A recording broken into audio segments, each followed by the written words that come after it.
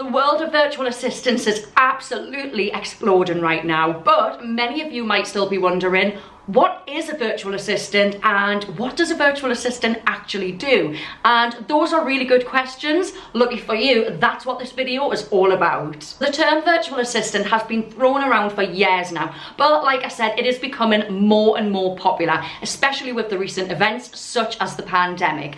Now, although many people have heard of virtual assistants, so many people still don't know exactly what it is a virtual assistant does. Now, the main reason for that is purely because the term virtual assistant is in itself very, very broad. Virtual means they're not really there, and assistant, well, you could be assisting with absolutely anything. So what is a virtual assistant? Well, a virtual assistant is someone who provides remote assistance to a small business owner. Now, that type of assistance could be anything from social media management to blog writing to customer service to podcast show notes.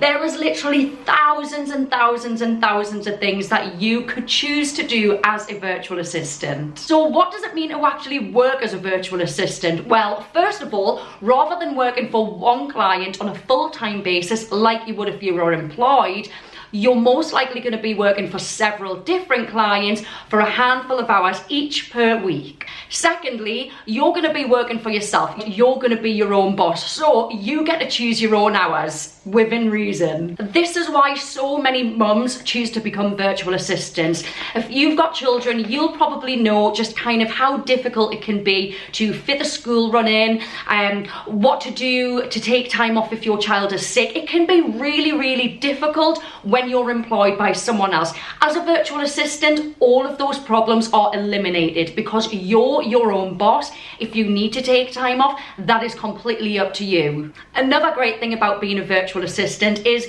you basically get to choose the work you do. For example, if you want to focus on social media, that is what your niche will be. So that is what you will market yourself to do.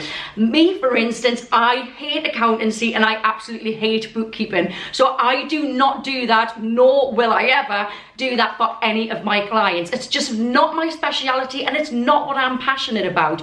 So as a virtual assistant, you get to choose the work or the type of work that you do. And that is just like, it is amazing. It gives you so much freedom. Now, the downside of being a virtual assistant, or it might be a downside for some people, is that you have to put the work in to find your clients. Because if people don't know about you, how the hell are they going to work with you? And how and why are they going to hire you? So you need to be willing to put the work in to advertise and market yourself accordingly in order to get that work.